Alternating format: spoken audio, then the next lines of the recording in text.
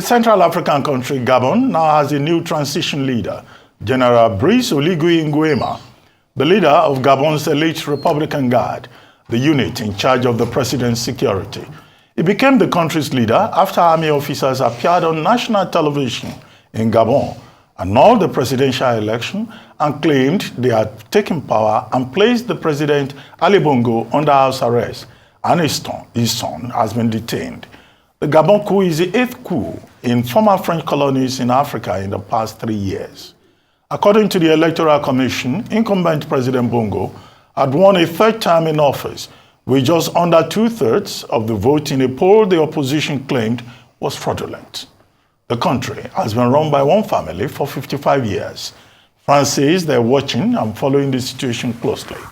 Meanwhile, the European Union's foreign policy chief, Joseph Borrell, has expressed concern for the whole of the region after yet another military coup. Also in Zimbabwe of Southern Africa, the main opposition, the Citizens Coalition for Change, CCC, is calling for fresh elections after its presidential candidate lost to incumbent Emmerson Mnangagwa in a vote he blasted as both flawed and illegal. Nelson Chamisa, who is the opposition leader, and his party rejected the election results, accusing President Emmerson Mnangagwa of perpetrating a coup d'etat over the ballot. According to results announced late Saturday by the Zimbabwe Electoral Commission, Mnangagwa, 80 years old, won a second term with 52.6% against 44% for the CCC's 45-year-old Nelson Chamisa. International observers say the vote fell short of democratic standards, while the opposition stated that the poll was marred by rigging and voter suppression and claimed victory. Joining us now on the morning show to discuss the political situation in Gabon and the just concluded election in Zimbabwe is Dr. Arikana Chihombori-Quao, a diplomat, medical doctor, and activist. She served as the African Union representative to the United States from 2017 to 2019. Good morning, Dr. Quao, and thank you very much for joining us on the morning show. Good morning, and thank you for having me. Thank you very much indeed. Well, let's start with Zimbabwe, your home country. The election there, the president, 80 years old, has been declared the winner. Now, the major opposition party, the CCC, is saying that that election was fraudulent. Now, what options are really available? What next for Zimbabwe? Because the same opposition party says that the judiciary in Zimbabwe cannot be relied upon. So, who is going to enforce the fresh elections that they are asking for? Would they have the option of going to the same judiciary that they have been condemning? And in any case, the Zimbabwe authorities have queried the international observers who wrote reports, and they said those reports were biased. So what next for Zimbabwe? Would the president have his way? Well, thank you very much for bringing that very important subject of our beloved country of Zimbabwe. Let me start by saying Zimbabwe is a very special country. Special country in the sense that when you look at our history and how we attained our independence, it was independence that was attained through blood loss of thousands of young people who stood up after being oppressed, after living under apartheid conditions for a very long time, starting with colonization, followed by the unilateral declaration of independence by Ian Smith, which of course ushered in the apartheid. With that background, it is pretty clear that any leadership that's going to be in Zimbabwe has got to recognize how Zimbabwe got to be the Zimbabwe that we have today. I think it's actually true for most of the African nations that attained their independence through guerrilla warfare, through bloodshed, through loss of lives of many young people. That having been said, you will find that since independence, there have been forces, outside forces, that were very disappointed that Zimbabwe was not thrown into a civil war after our independence. You saw the coming together of President Mugabe and then Vice President Joshua Nkomo. Again, a negotiated agreement from two leaders who had fought viciously to liberate our people. That background, that history of liberation, the history that we must never ever forget, those who lost their lives defending Zimbabwe. So it is fitting that if we are going to have a leader, we must have a leader who respects that. We must have a leader who understands that for us to have the independence that we have today in Zimbabwe, many people lost their lives.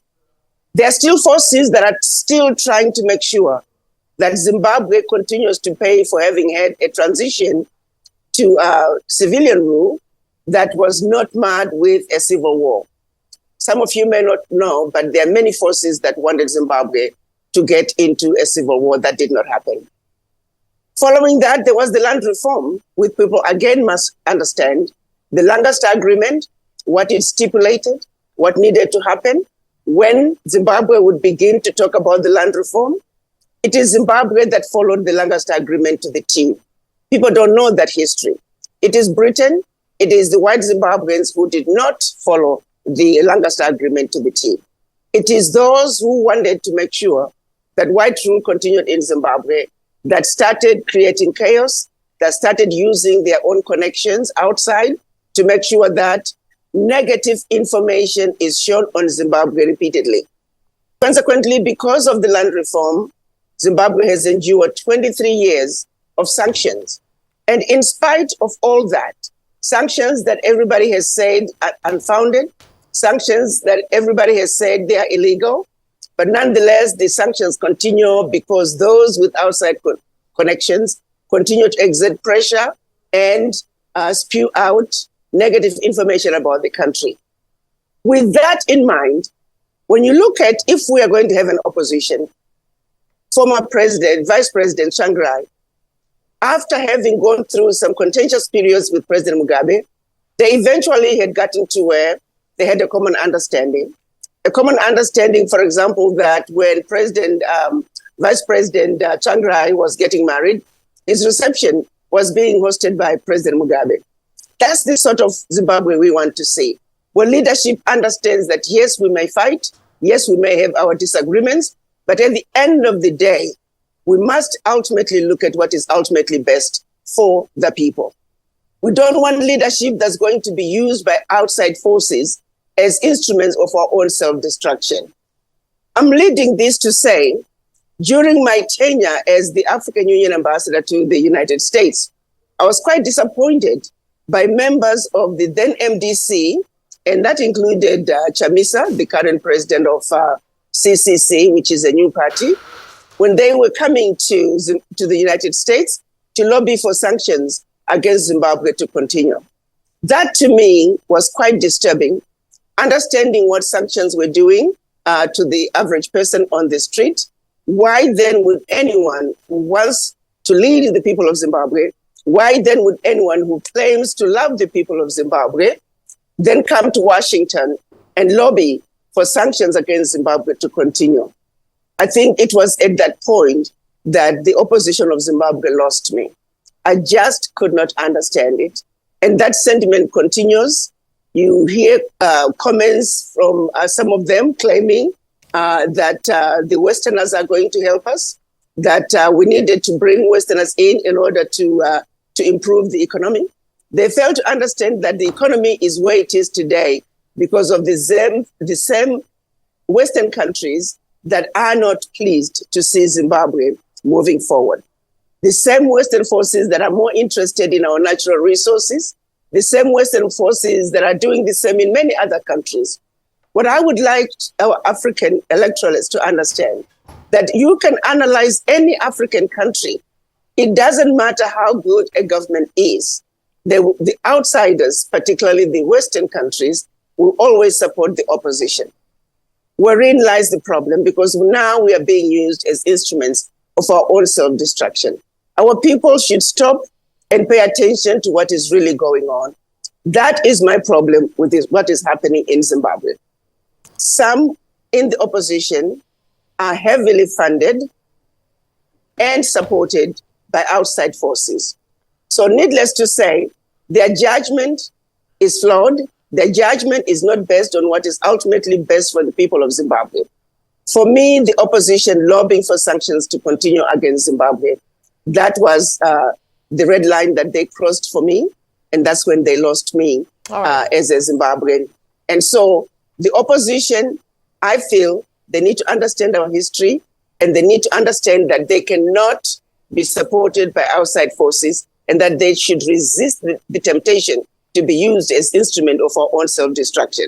We have our elders. I understand President Kikwete is leading a team that's going to be going to Zimbabwe. There are processes that we can follow. There are V11 forms that are available. They are free to review them. They have the right to contest the elections. They have the right to ask as many questions as they want. They have the right, even in the United States, you remember back then when they talked about counting the charts.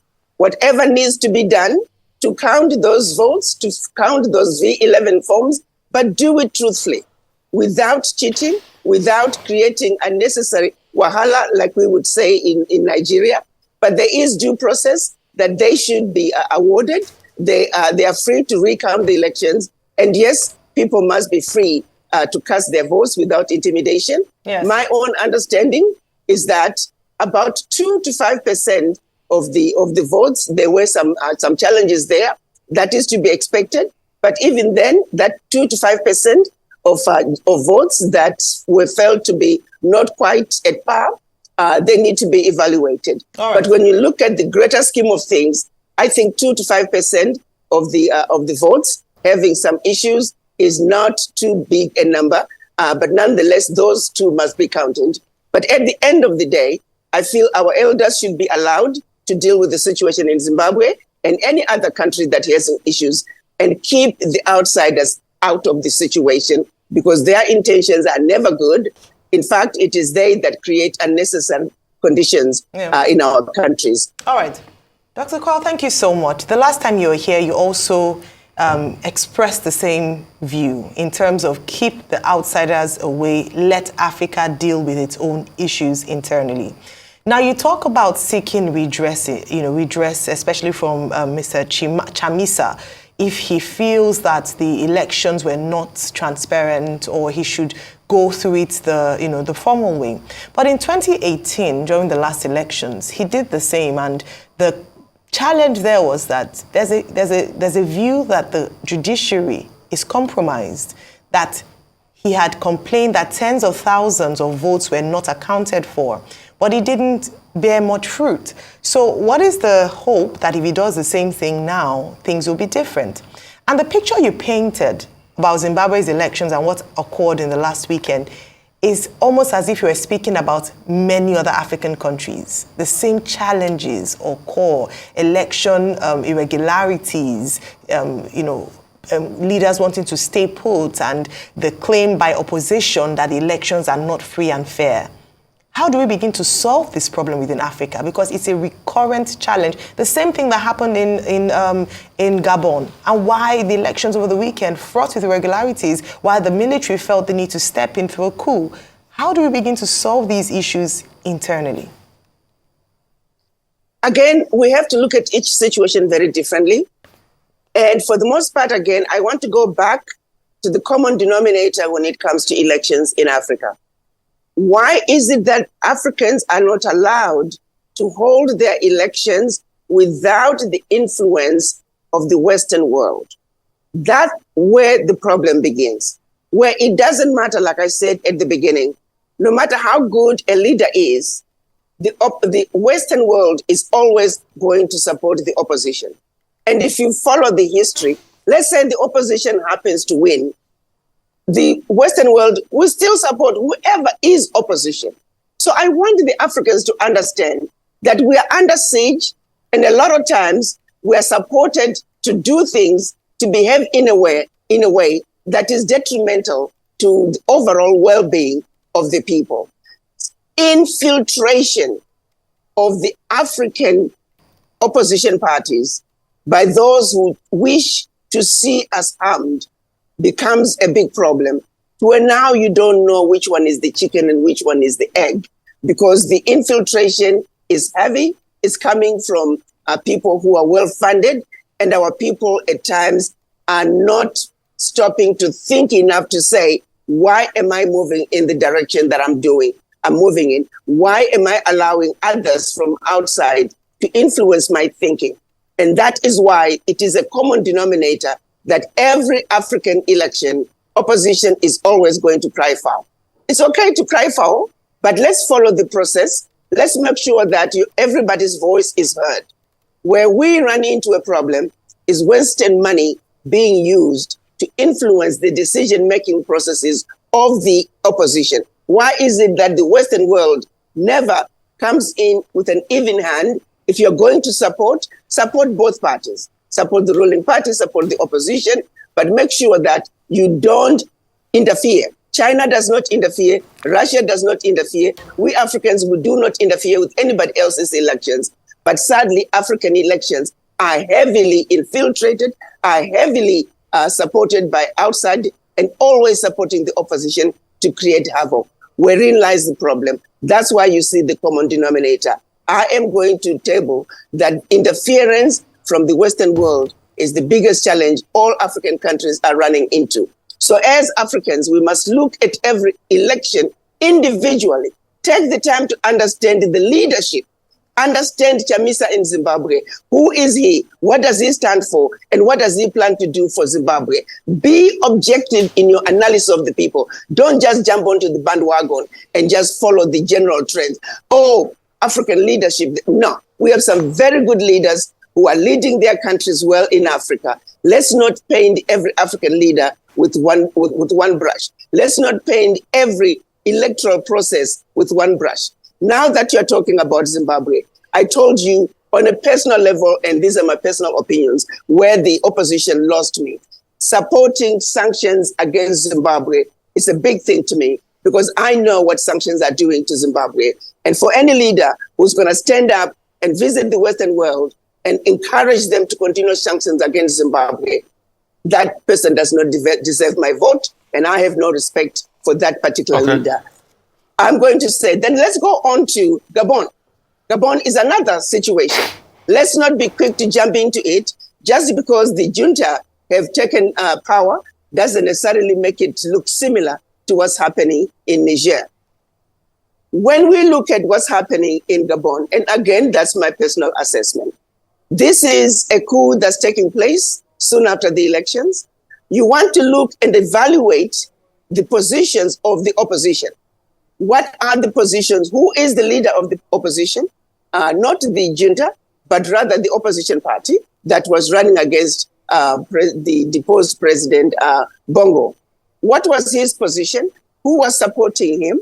And the junta, are they in line with the opposition, or are they going to be a neutral party? All those issues need to be addressed and looked at very carefully and be analyzed. Why? At the same time, we're still running into the invisible hand that is always at play when it comes to African elections, which makes it very difficult for the African electorate to be able to say what is true, what is fact, what is real, and where are the lies, and where is the truth in the middle of all that. But if we are aware that there are outside forces that are constantly trying to topple us, create chaos, and keep us forever chasing our tails, it'll be easier for us to then say, you know, the situation in Gabon, let's step back for a little bit. Let's understand, how do we know that France, realizing that the sentiment that's coming out of Niger, maybe they're re-strategizing. Is it possible that they could have been supporting both the government as well as the opposition? And then now the junta could get mixed up in all that? I really think the situation in Gabon is still fresh, is still fluid. We need to take some time to really understand it and unbundle it and understand who is who, what do they stand for. But above all, let's make sure that the people who are coming to power, they are not being used as instruments of our own self-destruction. So let's take some time and analyze the situation in Gabon truthfully and make sure that we, at the end of the day, we have an African solution to African problems. Once again, I'm calling on our elders to regroup, to come to Gabon and talk to our children, talk to our leaders, so they really understand the issues. Let's look at President Bongo. Let's look at the military leader. Let's look at the opposition. Okay, let's understand all the functions. And so it is important that we understand what is really going on. For now, everybody step back, take a look at what's going on. Let's understand it before we run into rash judgment. Okay, Mama Africa. We'll take a quick break. We'll come back. We'll talk some more with Mama Africa. We'll be right back.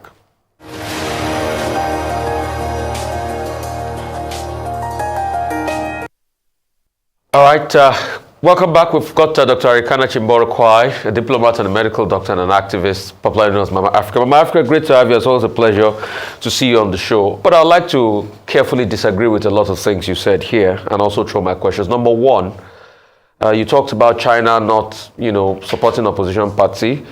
China has been supporting, in fact, there are over 50,000 trainings by the CCP to various African oppositions all over the continent of Africa.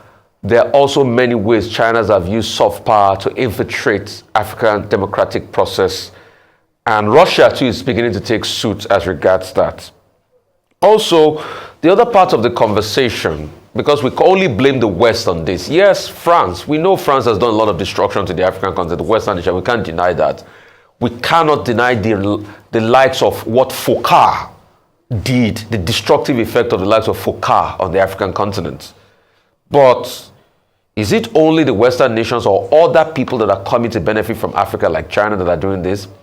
And you kept on saying, yes, the likes of Nelson Chamisa shouldn't go abroad and seek, support from opposition, that they should look inward, they should file their case. Ayo pointed it out that Nelson Chamisa filed this case the last time, but nothing happened. So you're also saying that there are some African leaders doing well. Is it what are you saying? Are you saying, Ma, that the likes of Menagagwa are good leaders? Did you see the corruption case and corruption investigation documentary Al Jazeera Network released, a 5-part series of how there were transactions around the president and dealing in gold at the expense of Zimbabwean people, the massive corruption case? So is it that Menagagwa is a good leader with all of that? Let me start with the last example that you have given. Again, I would appreciate it if journalists, you all could take time to really understand the facts on the ground. When it comes to the gold mafia, no one in Zimbabwe was disadvantaged. Everybody that is a miner, starting from the artisanal miners to commercial mining, no one was disadvantaged. The people who were taking the gold out of Zimbabwe were licensed. No criminal activity took place in Zimbabwe. If there were any criminal activities that took place, they may have taken place once the gold was outside Zimbabwe. You, my son, I need you to do your homework and understand the story fully. Do not jump into the media and the rhetoric that they spread. No one in Zimbabwe was disadvantaged. The people took the gold out legally. The processes that are followed by anybody else who's taking gold out of Zimbabwe were followed. So please do not spread information that is half truth. Take your time, understand what really happened in Zimbabwe. Any illegal activity took place outside Zimbabwe once the gold left Zimbabwe. That's one thing. Let's look at the conditions on the ground. When you look at, let's say, for example, farming, are you realizing that Zimbabwe is now emerging as one of the major producers of food? If you look at the largest Bamba harvest of wheat, do you think that's just going to happen in a vacuum?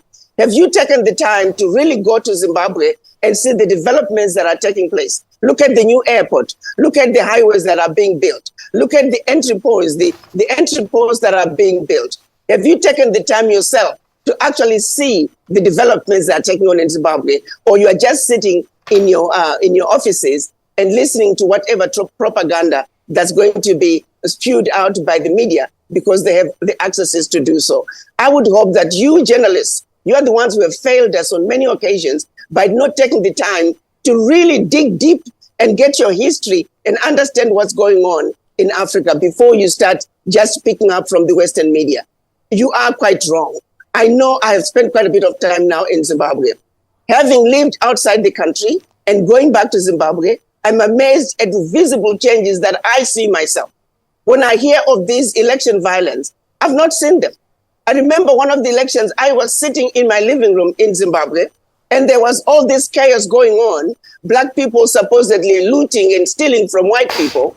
And I later found out that it was farmers in some remote part of Zimbabwe that had staged that situation to get their own employees to start acting like they were stealing refrigerators, to steal a refrigerator and take it to a shack. They were pushing cars, stealing cars by pushing them. So then CNN was there faster than any local media could show up. That was back in the 90s. All staged. I'm sitting in my living room in Zimbabwe and wondering which Zimbabwe is this that CNN is talking about. So you journalists, please, I ask you to take the time. Before you start reporting, get your facts straight. Okay. The gold mafia, Mama no Africa, Zimbabwean can tell you. Yes. Mama Africa, so as a journalist, we'll do our jobs and we'll put the facts to you. Mama Africa, please tell us more about the story of this Zimbabwean top ambassador, Hubert Angel, the pastor that was going around brokering deals on behalf of the president. It was a 5-pack series. And concerning not getting our facts right, the facts are out there as regards the matter, what was happened. Those conversations were taped. There are video evidence of Hubert Angel bragging about the access he had to the president and the president's wife and the president's family, and how they were moving cash around, and the church he ran. There were many other people in that video. So are you saying now that Mnangagwa is the best leader for your country because, you are seeing developments and all of that? Is that what you're saying? And the opposition should be shut down? Tell us more about this Hubert Angel, Ma. Absolutely. Yes, Absolutely. Very good question. How often do you see people just name dropping constantly? That pastor, that was all bravado. And he will tell you that if he used to tell you the truth. That pastor, it was all bravado. Somebody who is just using a position that he has been given, and he's just pushing name dropping. Now, if there were some other things that may happen from time to time, but clearly the pastor was just a loudmouth pastor who was probably not very well versed in diplomacy, and he was name dropping. Now, if there were some other issues, how he can say, I'll take money and just, who is carrying $2 billion? I mean, can you tell me, can you actually carry $2 billion in a duffel bag? And that's exactly what he said. I can put $2 billion in a duffel bag and I throw it into the diplomatic bag and nobody's going to touch it. Is that realistic? Does that even make sense? Okay, so Dr. please, Quao. let's also read between the lines. I'm simply saying, Dr. you Quao, I have give me more other people tied up around that deal that can I read out to you based on the research. So, but I will yield the floor to other people Dr. as Quao. regards that corruption research. And also, I'm sure you know that journalists were arrested for ever even talking about the case in the local media, and they were completely barred and hassled and muscled. So a man, Emerson Mnangagwa, that muscles and attacks the journalists for reporting any case where there's no press freedom, does that make him also a good leader? Those are the questions. But I yield the floor, Dr. Quao. Okay. Mama Africa, I respect you, Mama. Yes. I yield the floor. Let's, Well, Dr. Yeah, Quao, let's I go mean, back. As someone from May I Zimbabwe, also... excuse me. You wanted to say something? No, I was simply saying, you also need to understand that we run into situations with journalists who come into African countries, particularly where there are areas of concern with their own agenda, and are not going to be looking for a balanced evaluation and assessment of the situation. At what point do we continue to allow journalists who are intentionally coming in with a specific agenda to destabilize the country and report negative, false information? We need to be able to define between the two: journalists who are coming to report the truth and journalists who are coming in to lie. Wherein lies our problem. It's a constant denominator when it comes to African politics. We never get to know the truth because some of our journalists are compromised. Yes, we have some very good journalists, but in the middle of them, there are some that are compromised and they are on the payrolls of foreign nationals. That also is a serious problem Dr. that we Quao. must address. Dr. Quao, I concede the point that, well, as someone from Zimbabwe, you have your own choice in the matter. you know, you may well have your sympathies with ZANU-PF and not with the CCC. However, my concern... No, let me say this. Try not to categorize me, sir. I am as factual as I need to be. I refuse to be pigeonholed into an agenda. I make my own assessment. I've told you where I drew the line when I felt, with proof, saw the people myself coming to lobby for sanctions against Zimbabwe. That's when I had issues, and that's where CCC, back then as MDC, lost me. Okay. That for me was a red line that I was not willing to cross. Okay, but what I intend to interrogate is your point that, look, the opposition in Africa often works or, you know, will seem to be influenced by outside interests. It's a conspiracy theory, which, you know, may not really succeed if it is broken down country by country. But what I really wanted to talk about is the Francophone, what someone has described as the Francophone spring. We have seen coups, you know, military interventions now in Mali, in Burkina Faso, in Niger, and now in Gabon. Now, but the difference in Gabon is that the coup makers and the people of Gabon who are jubilating, they have not condemned France. France has been condemned in Mali, in Burkina Faso, in Niger, but in Gabon, nobody is condemning France. In fact, France, through the foreign minister, has condemned the coup. So what makes the Gabon case different? Because there, nobody can establish outside influence. Again, you are making a comment, a statement that nobody can establish outside influence. I'm saying, pause before you make such a firm blanket statement. We don't know if France is involved. And I need you to be clear about that. We do not know if France is involved. So we need to take time. This situation is too fresh. It is too fluid. It's premature for us to make a statement to say France is not involved. I have reservations when it comes to that. France is very conniving. Do not underestimate the games that France can play. We have France right now that is responsible, with other countries, of course, for the terrorist activities, the Boko Haram, the ISIS, the Al-Qaeda. So at night, they are supporting the terrorists. During the day, they are working with the government. They are occupying those countries in the name of fighting terrorism, the terrorism that they created. So please, let's not forget, I am not ready to say France is not involved. France is very conniving. It will be foolish of us to think that France is not involved at this time. I'm saying let's take some time, push back. Let's continue to listen to the generals. Yes, I did listen to the speech of the general. Yes, I did notice that they said nothing about France. They said nothing about neo-colonization. They said nothing about imperialism. Let's wait and see exactly the direction in which the generals are taking us. But I would hold off claiming that France is not involved. I would hold off on that because I don't trust France. They're very conniving.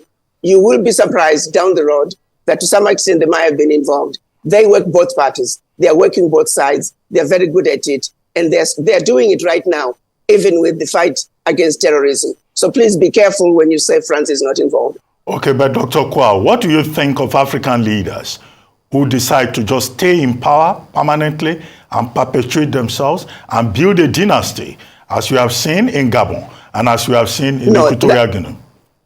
And that is exactly where President Bongo made a mistake. I disagree totally with that. The family has run the country for 55 years. That's unacceptable. Changing the constitution is unacceptable. So yes, that blame should fall squarely on his lap. He dug his own grave. He never should have done it. But again, I'm simply saying, let's assess the situation for its totality. So we are not spoon-fed into taking one position. For example, right now, you're already quick to turn France loose. I'm not ready to do that yet. But President Bongo should never have changed the constitution. And oh yeah, really, I think it's almost to the point of embarrassing that one family, one dynasty could run the country for 55 years. It's wrong, it's wrong, it's wrong. There is no excuse about that. Well, thank you very much for your time with us this morning, Dr. Chihombori-Quao. Chihombori-Quao. We look forward to having a conversation with you in the near future.